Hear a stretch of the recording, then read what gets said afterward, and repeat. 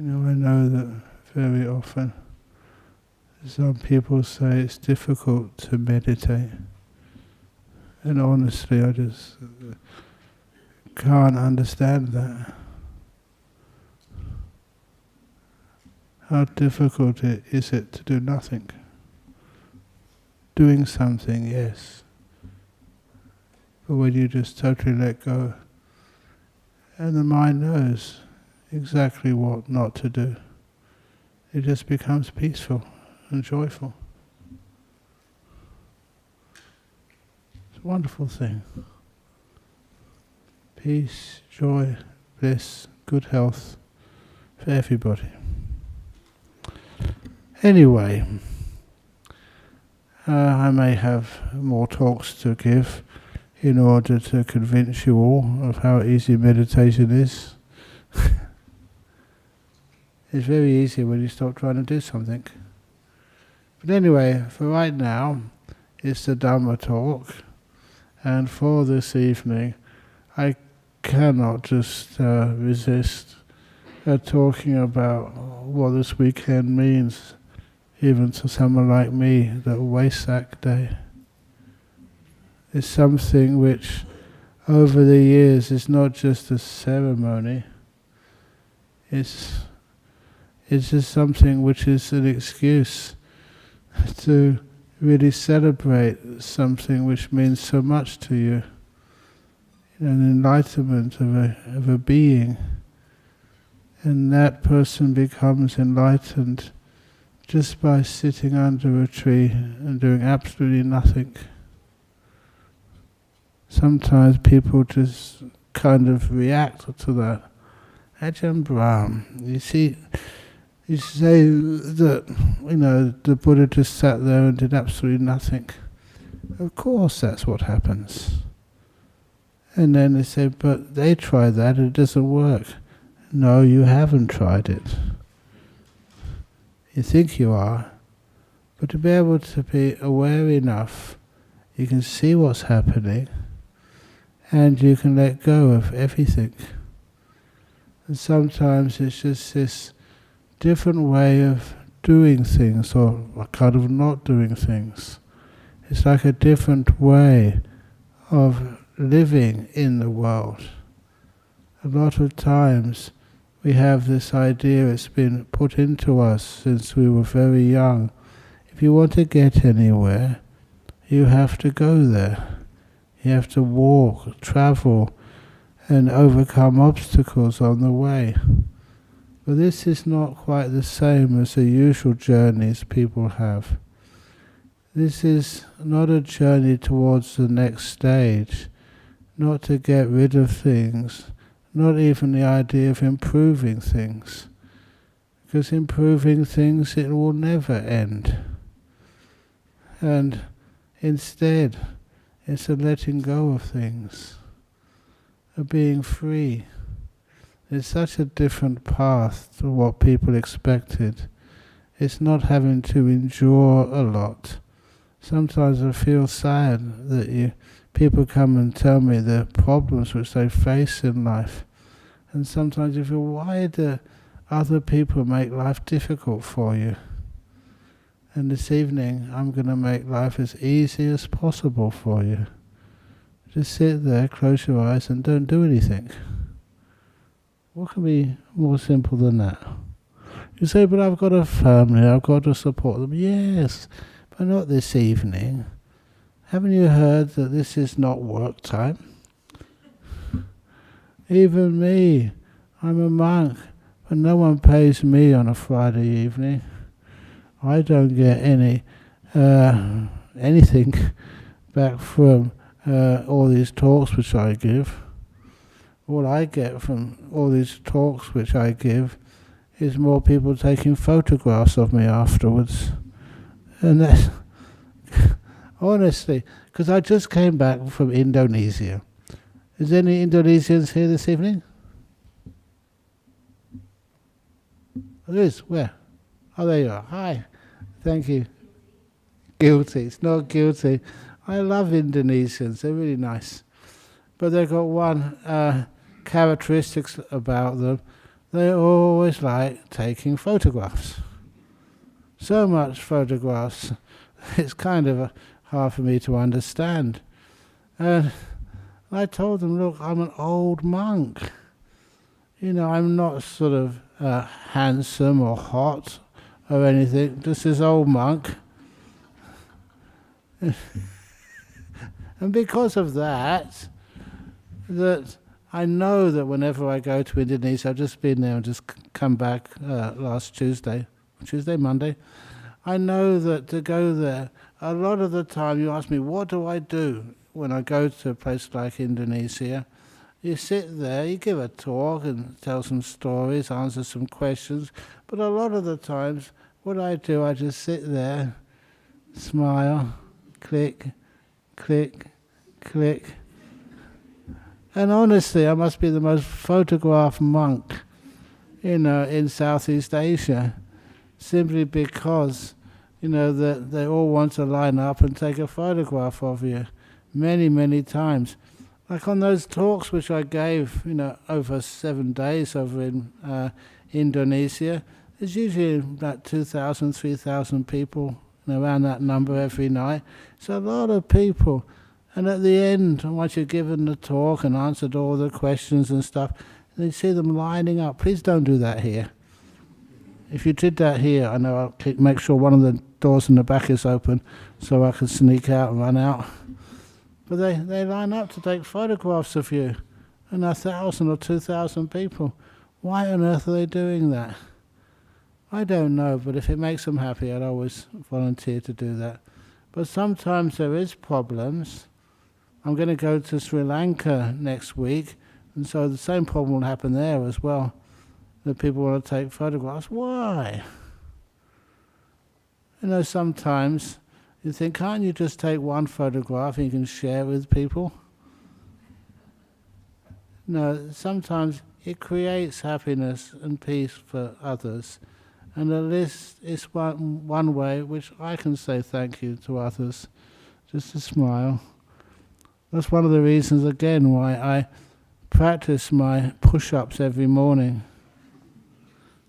You've heard my push-ups.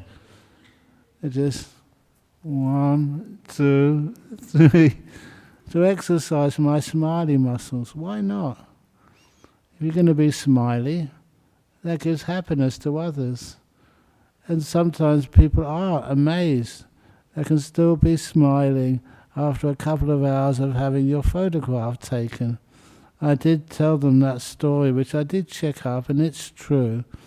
In that great Buddhist monument of Borobudur, the great, huge monument there, they had to put signs up restricting people taking photographs of the monument, especially flash photographs. It's degrading the stonework. So if you think that I'm getting older, it's not old age, it's just all the photographs when I go to Indonesia. It's degrading my face. But what I do like is that when you do take a photograph and you see all the many, many people, and some of them you recognize and remember, some of them, most of them you don't, but nevertheless you can give them a few moments of joy.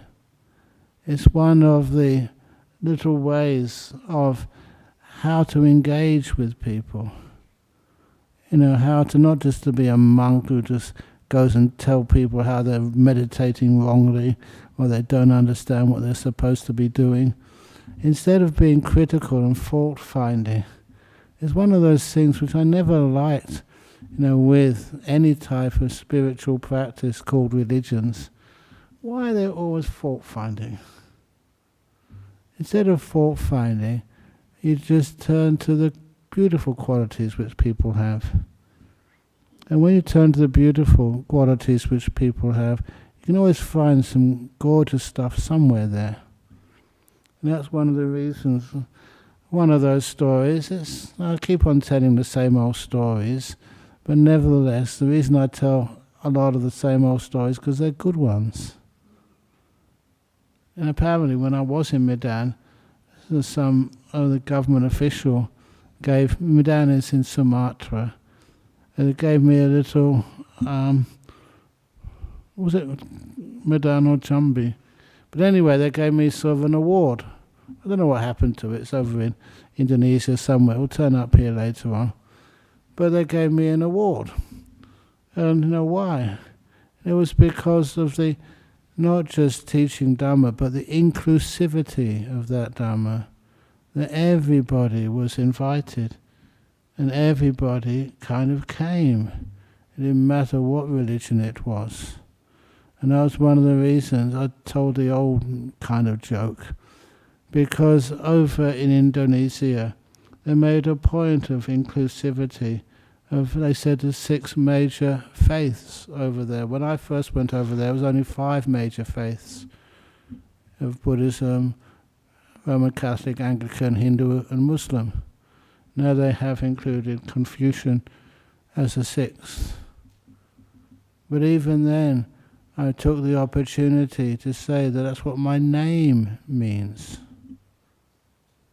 B for Buddhist, R for Roman Catholic, A for Anglican, H for Hindu, M for Muslim. And just saying things like that, imagine when you're giving a talk amongst many, many people from diverse backgrounds. It kind of shows that they are not excluded. They're part of things. And that's really important for me. It's one of the reasons why, even sitting here, we've had all sorts of people come here to give talks during our rains retreat. I like having that opportunity, not just to listen to more monks, but listen to others from different traditions. And that's also why. Why do you do that, Ajahn Brahm? Aren't you supposed to be teaching Buddhism? You're not just teaching Buddhism, but what Buddhism represents. In Buddhism, that kind of tolerance, that kindness, that accepting, embracing. That's why one of those phrases, opening the door of your heart to whatever. And that's one of the reasons also that the story I was going to tell, which I've told many times, but I love that story, was the story of going to give that talk over in Christchurch Grammar School several years ago. You know Christchurch Grammar School over here, it's a very expensive school, and it's also, you can understand why. You just go in the grounds there, you got these incredible views over the Swan River. Visually it's so delightful. But anyway, it's not because of it's delightful that I went over there. I was invited because in all those years which I have been working over here in Perth, you get to know a lot of people and you try to be friendly. You make a point of being friendly and accommodating and allowing everybody to have a taste of what Buddhism teaches. And even just recently, don't know if I mentioned this to you, but that I was invited to the opening of the State Parliament here in Western Australia. You know who I was sitting next to? It was the Anglican Archbishop, the female. Yeah, I support you. Actually, I asked her, because you know that you can be Archbishop, the head of the Anglican Church over here in Western Australia. But they have one step higher than that, is the primate of Australia. And so I asked her, I said, you've been the Archbishop, of the Anglican Church over and the head of the Anglican Church in Perth for a while. Are you the primate yet? And she said, can I tell you this? She said, no, because the Archbishop's in Sydney. They won't let me. Sometimes I think, why on earth? She's very smart, very good, a good leader. But also, the other Archbishop was there, was the Catholic Archbishop. He was a Costello. And so I couldn't resist telling him, you should really sit next to me. And then, of course, we'll have Albert and Costello.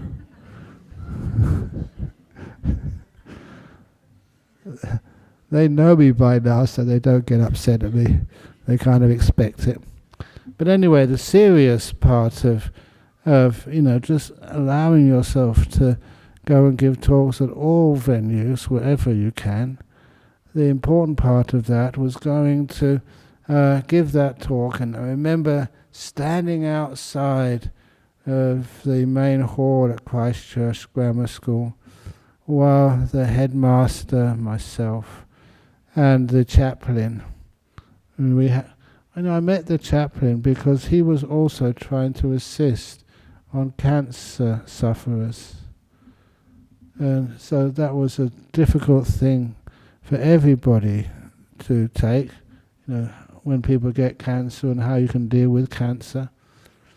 And sometimes what's missing when people approach cancer, please excuse me, they take it a little bit too seriously.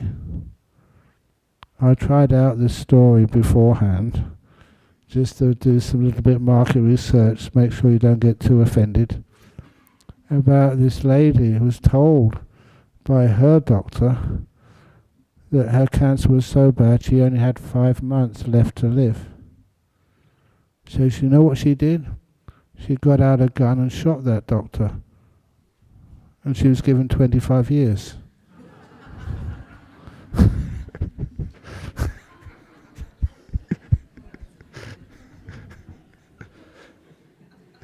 Did you see that one coming? And anyway, even the first thing I did when I came back from Indonesia, my silly sense of humour, that we did a lovely wedding service over in Bodhinyana Monastery. I arrived back about 3 o'clock in the afternoon, and we scheduled the wedding service for 5:55 p.m. because it was the 5th of May. The 5th of the 5th, 5:55. And it was a same-sex marriage, which is wonderful. I don't expect them to be here today. I expect them to still be on honeymoon somewhere. Oh, you are there? No, that's a marriage celebrant. Yeah, thank you for coming. Yeah, please let them know that I mentioned them today. But one of the stories which I told there, I have to be very careful with some of my stories. First of all, I just did tell the story of how to have harmony in a marriage. You know that sometimes, have you ever tried arguing with your husband, with your wife? Always arguing together. And so I did tell the story of the calendar method, which solves, a way to find out some harmony in a marriage. Why are you always arguing together? So let's make it fair. Let's make sure on a day of the month which is even, like, what day is it today? And don't say it's Friday, I know it's Friday, but what day of the month? The 9th. On odd days of the month, the woman is always right, the wife. So you don't need to argue. And so it's her choice. So she rules on Friday, on the 9th, the 11th, the 13th, and all odd days of the month. And on the even days of the month, the guy is always right. It's fair. Or as they say in Indonesia, sama-sama. Even, fair. Isn't that the way to have harmony in this world? To make sure it's all fair? But then the problem comes, what do you do with same-gender marriage? They're both right on the same day, and they're both wrong on the other days. So I told them that one. But nevertheless, I enjoy, honestly, I get a lot of fun out of saying things that people don't expect. And like even you know, putting in that context, it makes life that little bit happier. And you remember the main message behind that. Why do we always have to be right? So, today, the 9th. So guys, we're all wrong today. Let's accept it. And the other story I told them, I don't know if you heard the story about when somebody told me, like, marriage is like a pack of playing cards. You start off with 2 hearts, and then you go to a diamond, and then you get out the clubs and spade.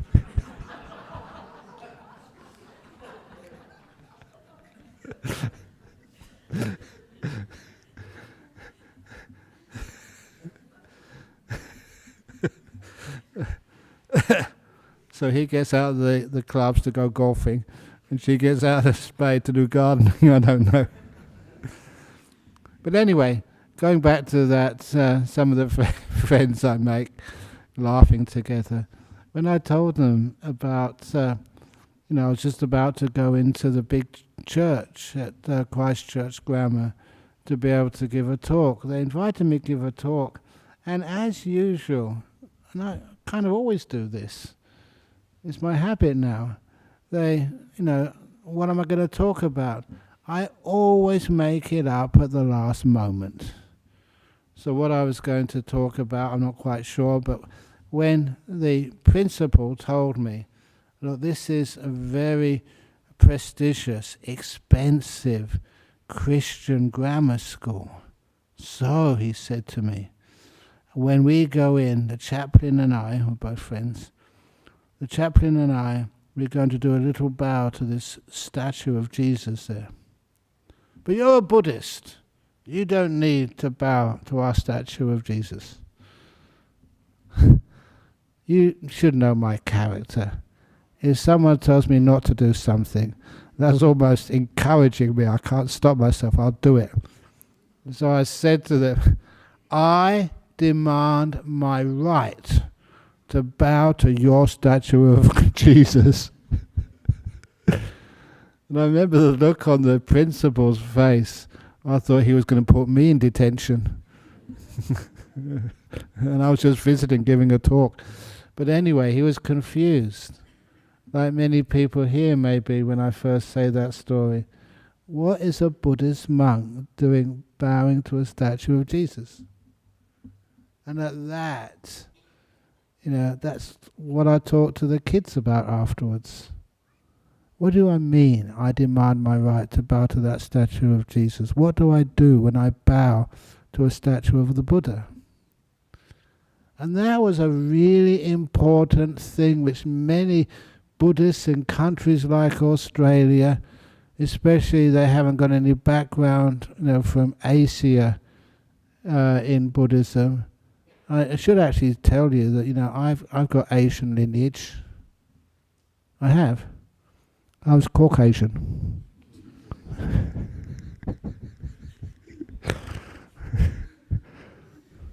I've also got an Australian connection. I grew up in the bush. I did. Shepherd's Bush in London. But anyway, let's go back to this is serious stuff. I don't think I can do serious anymore. But the very important stuff, that when I said I demand my right, then I explained why. Why do I bow to a Buddha statue? And the reason I bow, which I hope you bow as well, is not to a piece of metal. It's not to a piece of wood. It's not because this is how you've been told to do things. You feel that every first bow which I do, I always look at the virtue, goodness. That really is important to me.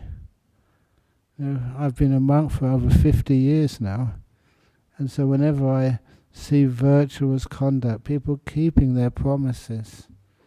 And they try their very best, even though they have to get up early. And they come because I have to get to the opticians early, because I can't get the time you wanted me to get there. Nevertheless, you turn up. And I turn up to try and do my stuff. That's virtuous conduct. You think of others. I'm just giving an example to how people behave for me. That virtuous conduct, being a good, reliable, honest, straightforward person, is really important. And not just that type of virtue. I've seen virtue in the family. You can trust people, which is great. You know, one of the difficulties people have when they do meditation, you have your eyes closed, you're not really listening to sounds outside of you. How can you trust that the people in this room won't abuse you or hurt you? You're being vulnerable, you know, when you've got your eyes closed, when you're not paying attention to people around you. How many of you can do that out there in the world? You know that you can sit and take away all your protections and you'll be totally safe. You won't get robbed. You know, I've seen these things, I really admire them. When somebody drops something valuable, and they go in their meditation and afterwards they ask, where's it gone? I say, I saw you drop it, here it is. I know sometimes we make these Vesak coming up on Sunday, and sometimes there's so many people come to these venues that sometimes they drop their car keys. And we always tell them that, oh, this must be a donation to the Buddhist Society of WA. Of course, that's only a silly story. But they never lose anything here. And that's also beautiful. And I'm proud of the people here that if you find something, you let the monks or the nuns, whoever's teaching here, know, so we can make sure you get it back again. Even years ago, one of the acts of, people were very concerned that when you come here, you take your shoes off before you come into the hall. And so many of those shoes are left outside. And sometimes it was a time when people kept losing their shoes. Some people would come in and they would think, well, I don't want to wear my old shoes. Let's see what's on offer there. But the most strange thing was when for 4 or 5 weeks that people were losing one shoe. And the other one remained there afterwards. And it never turned up again for weeks. It wasn't so misplaced, it was actually disappeared. And we've thought over here, how come someone is just losing one shoe and the other one still remained? Please excuse me, even I looked in one evening, Friday evening, are there anybody coming in here who's just one-legged? But I shouldn't do things like that. But then we finally found out the cause of that, why one shoe was missing. And that was because one of the neighbours, just past the Linns, they had a dog in their backyard. And one day she went to clean out the kennel and found all of these shoes hidden in the kennel. And that's what had happened. The dog had sniffed out shoes, I like that smell, and took it into the kennel. So anyway, that hasn't happened since. I think the dog has, learned how to make much better karma these days. So, but anyway, that kind of goodness, when these things, they come back again and people don't go and see lawyers or do anything, that actually kind of I admire, and how we can enjoy some of the difficulties we face in life. But it's not just, bowing because of virtue. The next one I bow to is peace. How important is peace? To me, that's almost vital for my monastic life. And some people, we have some visitors also from Malaysia, came to Jhana Grove this last week. And I've known them for many years. And I was just telling them, just as you walk back to Jhana Grove, please just listen. Just open up your ears as much as you can and hear the silence in these forests over in Australia. You don't find that in Southeast Asia, or in Sri Lanka even. Over here the forest is really quiet at night. And I don't know about you, but when I can listen to that silence, it inspires me with some of the most beautiful, I would call it music, like non-music, the separation of music from the world. And you can listen to that, pay attention to that, and it makes my mind really peaceful. Still remember that story. These are some of the most beautiful experiences I've had in my life. When I went over to UK, Christmas time, stupid time to go and visit UK, because it was really cold. And that year, really cold. Minus 26 degrees outside. And of course, I'm always not courageous, but rebellious. People say, you better not go outside, it's too cold. Okay, I'm going. So I put as many beanies on as I could, scarves on as I could find, as much clothes, boots, and about 3 or 4 socks on each foot.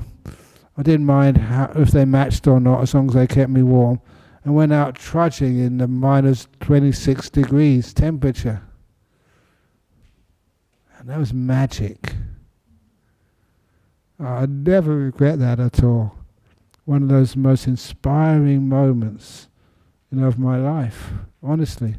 Because when you went walking out, no one else was around. You had the whole forest outside the houses to yourself. Like you owned the whole world. And there was no noise at all.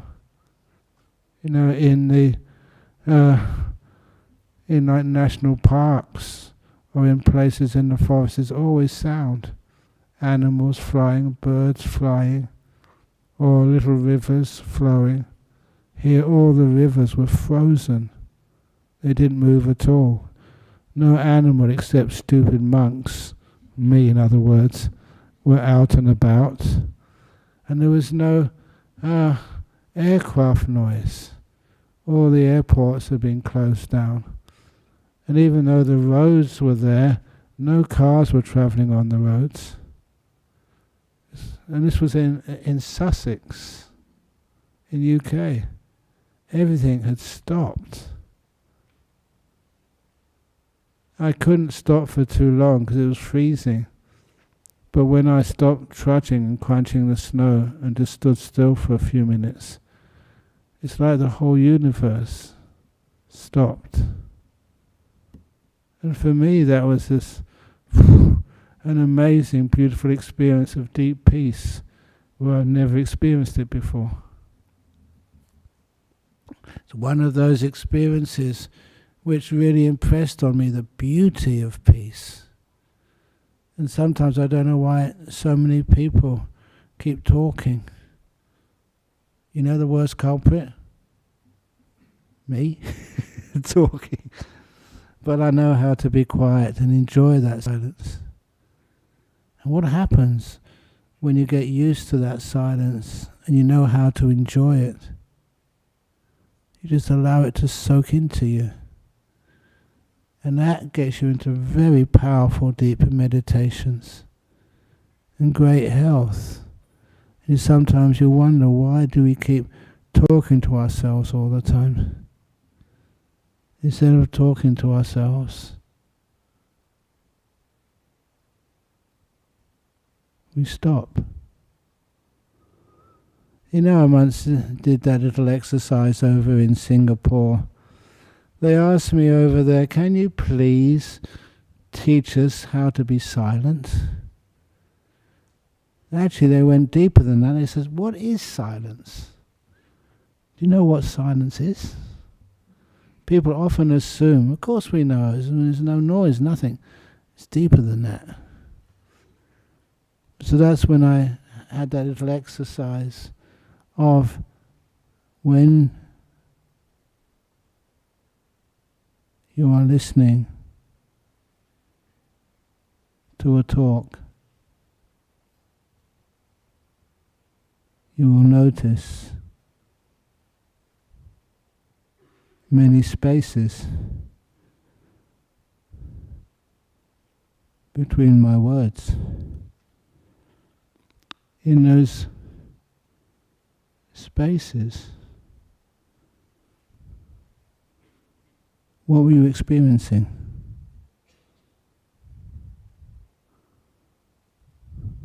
There it is again. You didn't think.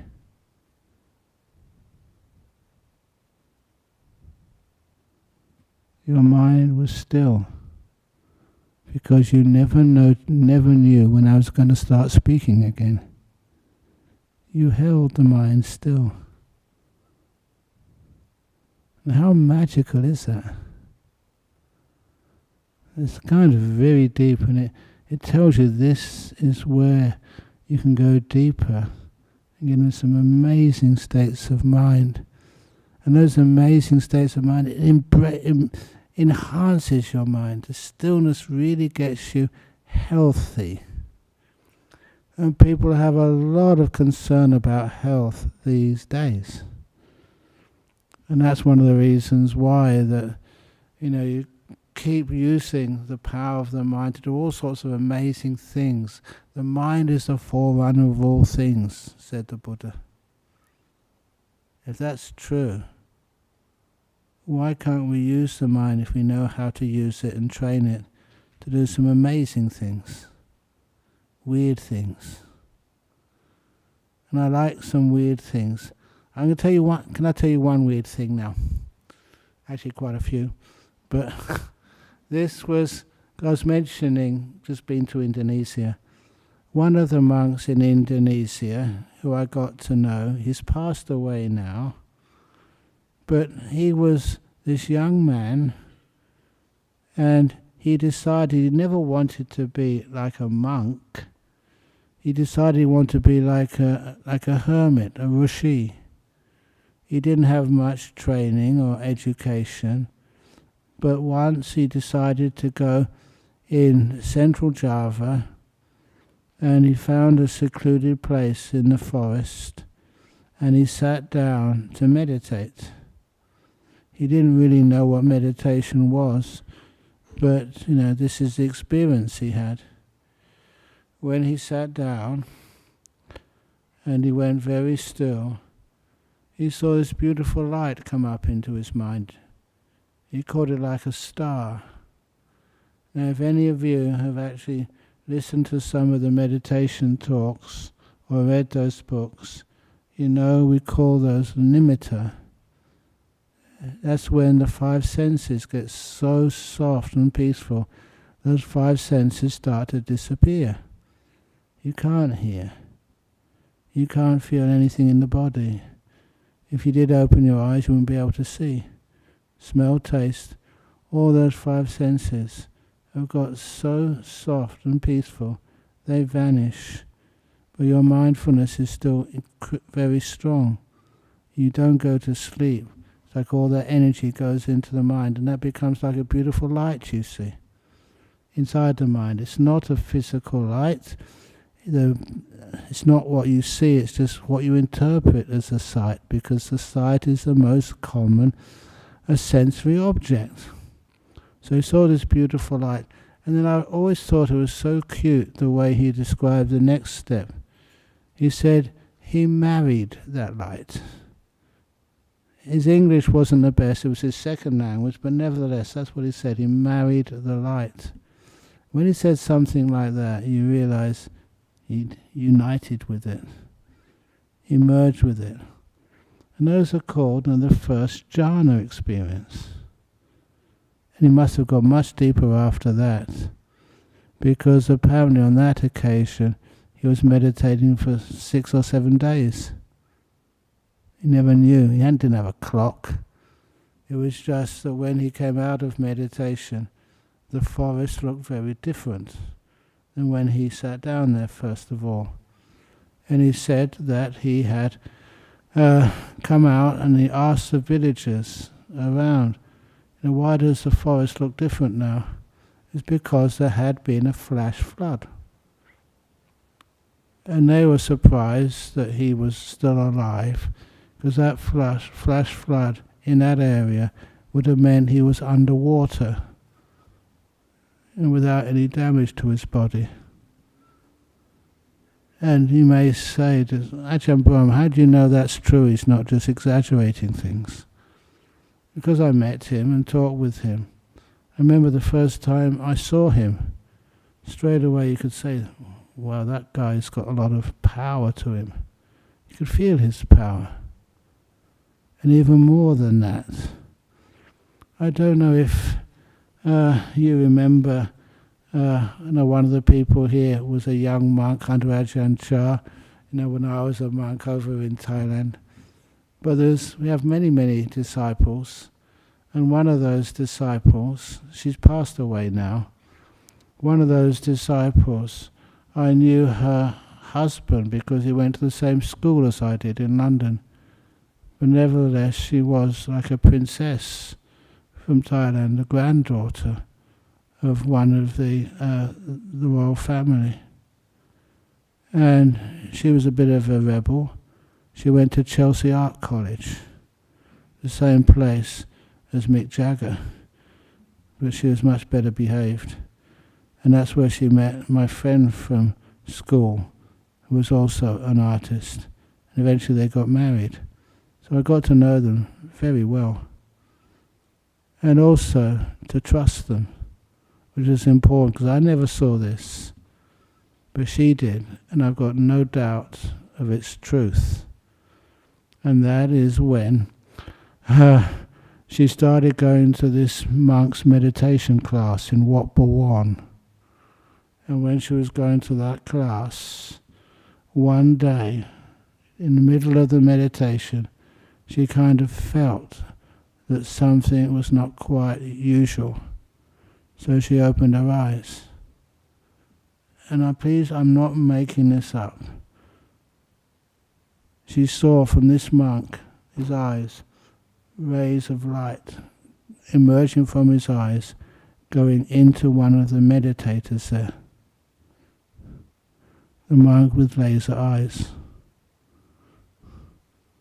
Would you like to see that? No, you don't.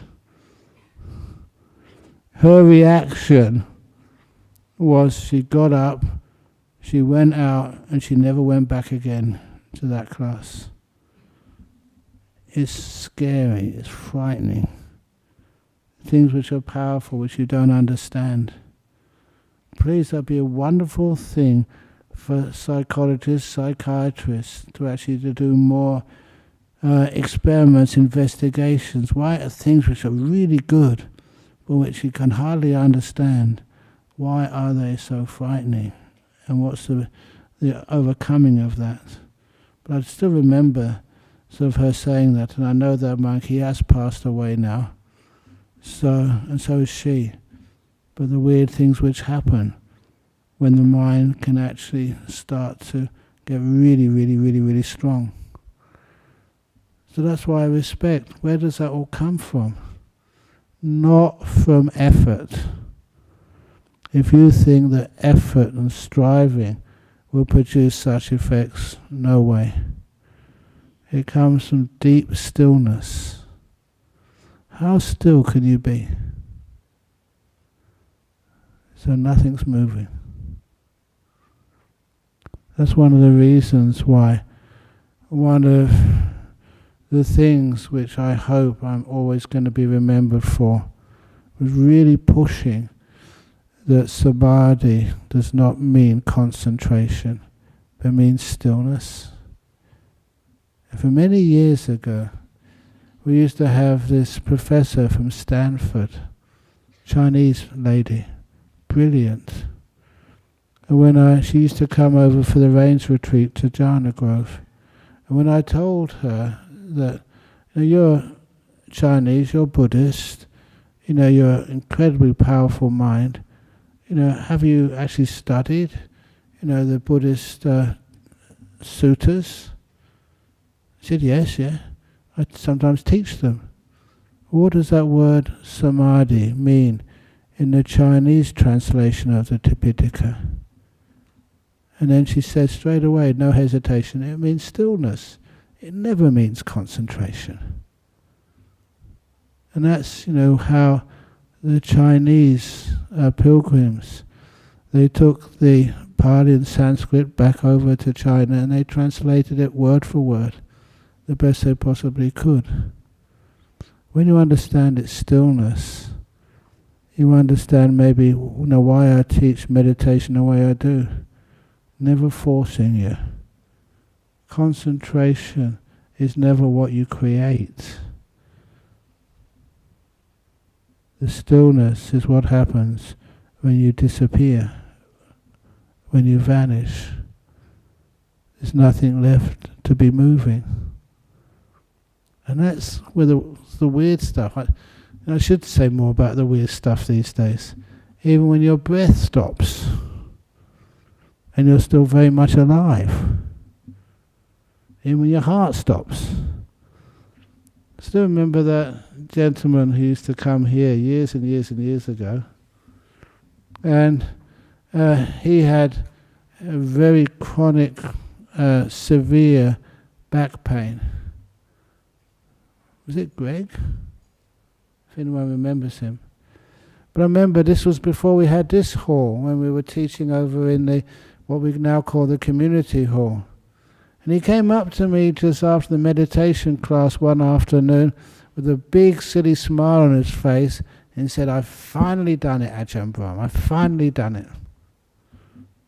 And he was a very interesting fellow because of his incredible pain. He once told me, this is in the Osborne Park pain clinic, that there they had developed a way that he could explain with some accuracy how he was feeling, the amount of chronic pain which he had. And he said that he was at the level of chronic pain which they could test out with machines. It was true. Somebody and they say they're really hurting. What does it actually mean? How can you make that very clear exactly what degree of pain they're experiencing? And he told me that his level of pain was that just like he was having his arm sawn off with a two-handed saw, with a one-handed saw, not an electric saw, a chainsaw, without any anesthetic. He said that was the usual standard of pain he felt 24/7. And because of that, this is what he told me. I can't really know whether this is true or not. He was allowed to take any drug, even illegal ones, because the pain was so extreme. And then when he came up with a smile on his face, I've finally done it. I said, what have you done? He said, I finally got the machine flat. I mean the EEG. No, he said that was... No, sorry. I got it wrong again. The ECG. He said, no, I got that flat quite a while ago. The EEG as well. Just by letting go, you can get so peaceful and so still that on the machine it's flatlining. And he's perfectly aware at the time. And then he said at that time to me, you see all those new people on the back row? That all those new people, they're some of the doctors and nurses, from Osborne Park, from the pain clinic, finding out what the heck is going on here. Weird stuff. But as you know, I love weird stuff. Laser eyes, the tumours vanishing, and all this other stuff which, over these years you've witnessed. And it's not just for sensational stuff, just how that creates peace and power in your mind. And that's actually basically some of the things which we celebrate here on Vesak Day. This is not just some philosophy, it's something much deeper, some more empowerment to your body and your mind, and just how that can really change so many limitations which keep you not feeling just how far your mind can go with this body and stuff. But anyway, I better stop going on. I can talk forever. And that should be a psychic power, to talk without stopping. I know that some of the monks are getting a bit fed up with me, because when I start going on like this before lunch, and they say, Ajahn Brahm, we've got to finish eating before 12. So anyway, that's a little talk this evening on sometimes. I actually didn't finish, did I? That's only the 2 bows. First to virtue, then to peace, and the last thing is compassion. Does that ever what inspires you, in life? Is that kindness which sometimes I don't expect. Sometimes people who do great services, for the monastery, and they never send us a bill.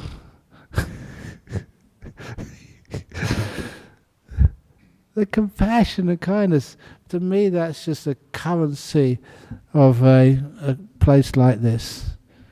However much it costs, if you can't afford it, we'll find some money somewhere to pay that bill or whatever. So, I am not a good business monk. Even just recently, can I tell this, Ksenia? About we did purchase the land next to the Hermit's Hill place, but the person who was living there before us, Don, I told him, he said it was a bit difficult to sell, you didn't have another place to go to and it's hard to get places. So I said, well, it doesn't matter, you can stay for another 6 months if you like, and that's kind of part of the deal. I think it's finally left. We purchased the place about in December, wasn't it? Yeah. I'm a very bad businessman. Don't charge any rent. No way. I can't do that. He's an old guy, a good friend. We've worked together for such a long time. And that's me. So if you want any negotiations done, don't ask me. Anyway, that's a little talk of kindness, compassion. I know other people, they taught their children into donating what would have been their inheritance, 2 blocks of land over in Colombo, to a nun's monastery, Bhikkhuni monastery over there. And that's one of my jobs when I go over to Sri Lanka next week, to try and talk, please excuse me, but to some of the senior politicians over there. Because being a monk who's well known over there, you kind of get access to people like prime ministers. Say, can you please make this legal? And give the bhikkhunis, the nuns over in Sri Lanka of all places, it's the Buddhist place. Please give them some respect. And just so that they can be acknowledged for being wonderful beings and a great benefit to the country of Sri Lanka. Buddhism is not just made of monks. It's the monks, the bhikkhunis, the lay people, lay men, lay women. Please, allow Buddhism to thrive in a place like Sri Lanka. That's one of my jobs when I get over there. But I couldn't do that unless other people taught their kids into giving away their inheritance. There's things of compassion like that I really love. It motivates me. So anyhow, that's the little talk today on Vesak. Hope you enjoyed it. Okay. So now, any questions? Yeah, go on. Oh, there's questions on the machine. Very good. Here comes the questions. Questions from Georgia, from Sri Lanka, and I don't know where the other one's from. When they say Georgia, I'm not quite sure Georgia means, southern Russia, or whether it means US.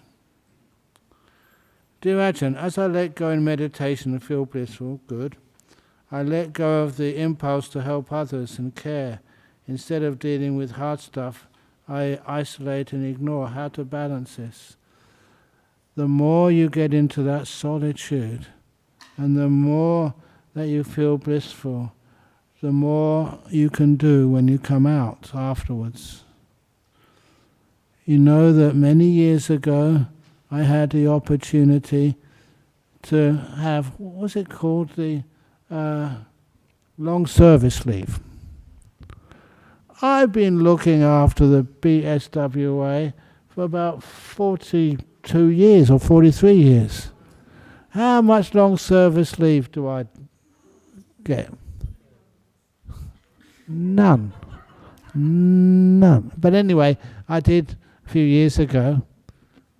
And so they said, okay, Ajahn Brahm, you can go anywhere in the world. Where do you want to go?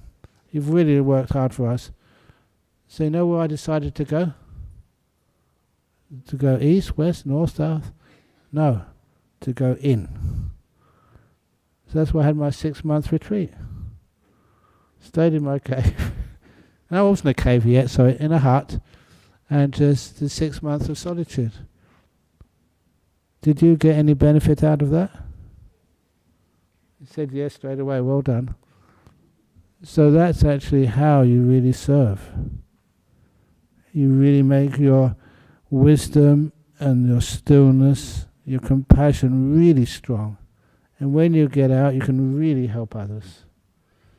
And that's why I announced to you that I'm not going on long service, but the monks last year, for my birthday gift, which they gave me, they said, this year, Ajahn Brahm, you should go on a 2-week retreat for yourself during the rains retreat.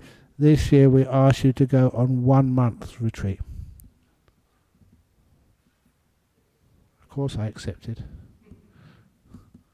So in the middle of the rains retreat, after my birthday, I'm disappearing for a month.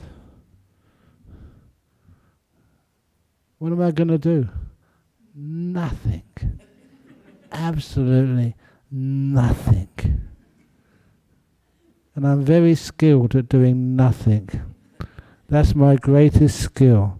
Writing books? Nah. Giving talks? Nah. Telling silly jokes? Nah. But doing nothing. I've been practicing for years.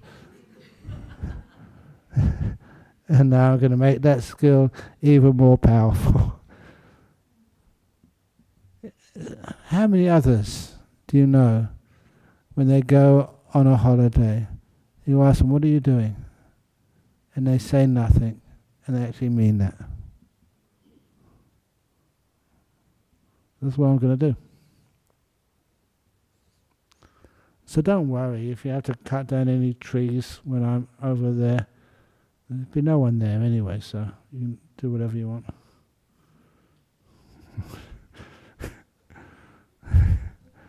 When you do nothing, you disappear. You can't be disturbed. Okay, anyway, next question. How important is continuity of awareness of breath and body in daily life? Should we strive to establish it continuously while attending to other tasks in life? Oh no. Don't strive. If you want to work and get promotions and get more money, then you have to strive. But it's also, if you want to die quickly, strive more. Haven't you heard about stress? And if you want to be peaceful and really relax, then you actually feel just how strong the body can be. The other tasks in life, prioritize. What's the most important task in life? Learning how to do nothing. So you've got so much energy, you can zap all the other people who need some help. Zap, zap, zap. Do you understand? I don't think you do, Dorothea. You've been zapped a few times and your friends. It works. From Sri Lanka, dear Ajahn Brahm, what to do when mindfulness goes away? Mindfulness never goes away. What do you think mindfulness is? You're always mindful, or you're unconscious or dead. But sometimes we think we should be mindful of something. We choose our objects of mindfulness, and then the mind goes somewhere else. I often wonder, just people's understanding and definitions of mindfulness, they're really strange. But I can't interfere because I've never been to university studying mindfulness. I've got no qualifications. If I tried to teach in a mindfulness school, they wouldn't allow me. That's true. But nevertheless, I prefer to be on the outside. But how many people who are drunk, how many of them manage to find their way home in the evening? They still got some mindfulness, believe it or not. But their mindfulness is not strong. That's why for a long time I have emphasized the different powers of mindfulness, even actually making new words. That is mindfulness, power mindfulness, superpower mindfulness, super duper power mindfulness. And they are real words. There are some times, especially you come out of a nice meditation, wow, your mindfulness is so strong. Super mindfulness, or super duper mindfulness, when you can zap someone with your laser eyes. These are real things. How can they be working? They're kind of supernatural, but nevertheless they're real. And that's how you feel after a really good meditation. You do things which aren't supposed to be able to be done. But that's just kind of what happens. So the different levels of mindfulness is not just ordinary mindfulness. And so develop the power of mindfulness. And then of course you can't lose it. Sometimes you can point it at the wrong things. Point it at interesting things. That's one of the reasons why, thank you for staying a bit longer, when a person's had a deep meditation, it's almost like you have the data there, which you may be able to use to break down attachments which you don't even know existed. And the way to actually to break that down is be mindful, not what is happening now, but be mindful of what's disappeared.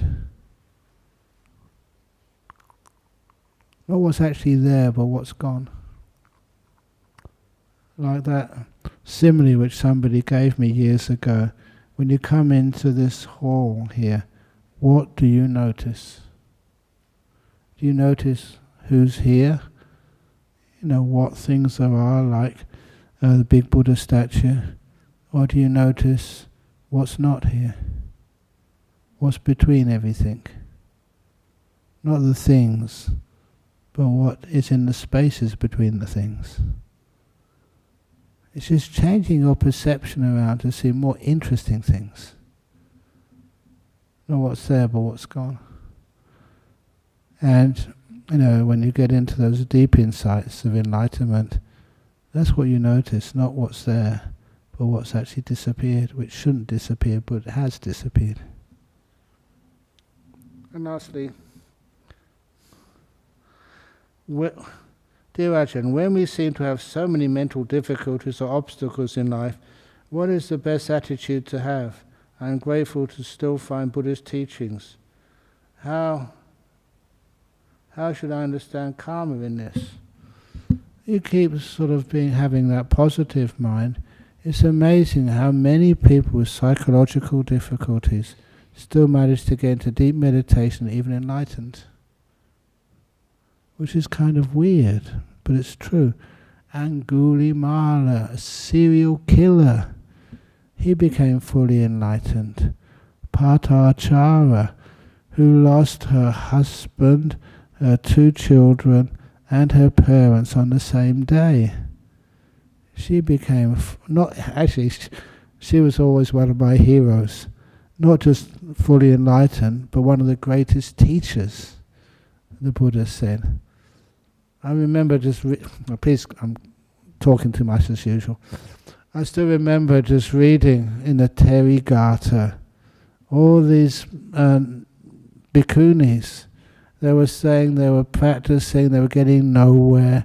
They were good nuns, but still it was difficult for them. And then this one teacher came along and taught them how to meditate properly, and then they became fully enlightened themselves. Then he said the next one, and this teacher came along and told them how to meditate properly, and they became enlightened too. There's about 4 or 5 of those bhikkhunis, and they all said that was Patachara. She was incredible. Because of the pain and suffering she had, she was an amazing teacher. It's a shame that she's no longer around, but she was just wow, really powerful. So, grateful to still learn find Buddhist teachings. Yeah, be grateful. They're incredibly powerful. Nothing can stop them. And as you find them, always experiment as well. You have a feeling for them, and after a while you follow that path and you find that was what was missing. The other thing which I always find for myself, which I always need to add, sometimes forget it, when you're meditating, don't forget the kindness, the beautiful softness of mind. When you add the kindness to meditate, not just wanting, but the kindness, the gentleness, and that gives the meditation much more power than you ever expect. Okay. So the mental difficulties are gone. And please excuse me that sometimes people do criticize me. What about these serious mental difficulties? With, I don't know all the words, but nevertheless, you look inside a person and think, is that really a difficulty? Can they, because people are not always showing the symptoms of these mental difficulties. Even like schizophrenia. One thing which I've noticed, you're not always schizophrenic. Episodes, and you change. Well, sometimes it's very severe, sometimes it's hardly there at all. And those times which is hardly there at all, is it possible to be able to get so still, so peaceful, and the schizophrenic problem is kind of bypassed for a little while? I know that is a dangerous teaching, but it's dangerous to not have any hope. Even little things like, for meditation, people who have tinnitus. There's one lady was complaining about that over in Indonesia on one of my retreats. I'm just saying, yes, it may be there, but why not see if it can disappear? Make the mind so still. And what I told her was actually not try to get rid of it, that makes it even stronger, but go inside of it, right to its very center, in a place where you can't hear the noise. So there is amazing possibilities. And that's, as a monk, that's what I like to teach. So everybody has that opportunity and chance.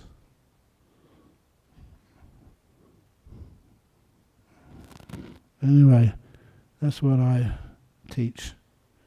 If you want to send me to jail, fine. And have a nice quiet time in jail. Okay. Any other questions which you have? It's 9:15. Okay, you want to say something? Okay. To Eddie. Eddie, I go overseas a lot, and Eddie's very famous overseas. I don't want to be famous, Ajahn Brahm. It just comes. Me neither. It's not what you want. It's what some people are born to fame, some people hope to have fame, and some people have fame thrust upon you. You got no choice. Yeah. Ajahn Brahm, just now you said that when you bow to the Buddhist statue, you think of virtuousness, then you brought in later on peace and compassion. Yeah. Remember, Ajahn Brahm, maybe a year or two ago, I asked you down there, I said, Ajahn Brahm, this statue, Buddha statue, there's some little positive energy power. And then you told me that in the statue there are Buddhist relics down there. Yeah. Ajahn Brahm, it is also said that devas, they congregate around, temples, temples, and they help practitioners too. I've got experience that too. So don't you think, Ajahn Brahm, when we bow, sincerity evokes a response. When we really bow to the Buddha statue, there is response. Like for example, like just Buddha, you too. When people come to, like you giving a talk, okay, not. So people come to listen this thing, and from the comments, people feel better. So there's sincerity, like it evokes a response. Yeah. Absolutely. That's why, please remember, I was a theoretical physicist before. It means you are trained to be so scientific, not to believe anything without pretty good evidence. It's because of that, always keeping, just making sure that if you made pronouncements, that these things actually happen. You're actually being sincere about it. Like laser eyes. Most people think I've gone crazy in my old age. But these things are real. Since you said real, I just quickly tell you my experience, the real thing, okay? Yeah. There was many years ago, when at the time where I didn't feel well, so I came here to the temple and I just prayed to the Buddhas, And then I prayed, okay, yeah. So the next day, early morning, 7 o'clock, where I sleep my bedroom, there's some fence. On top of the fence, there was a dove, a dove. It was dancing and was saying, Eddie kukuku, Eddie kukuku. Yeah. And so I woke up and someone calling me Eddie kukuku, okay? It happened 2 days. Second day, there was one at the front and one at the back. I took photograph too,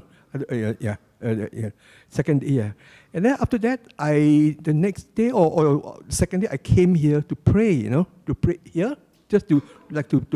And then I heard the dove here, Eddie kukuku here. Now they don't know more, I think, So I in my heart, I know these are deva birds, Devas, they hear my pleas, so they come to help me. They're helping practitioners. Yeah. Excellent. I just want to share this thing. Yeah. So there is some power in here, people. Oh, yeah. It's just not just a statue, there's some relics down there, this thing, and, sincerity evokes a response. All those years, people have been respecting it, so the energy does build up. Yeah. Devas, they're like angels, good angels. Yeah. Thank you, Ajahn Brahm. Powerful. No, thank you. Okay. I think maybe we've had enough time now, so we can now pay respects to the Buddha, Dhamma and Sangha by bowing to whatever you feel appropriate to bow towards. And also see many of you tomorrow for helping out the Buddha Society by coming to the AGM. And lastly, on Vesak, a great celebration of the Buddha's birthday and Enlightenment Day and final passing away day. It will be difficult with the cars, but just please, it's a test to make sure that we can know how to be peaceful, even in difficulties. Thank you.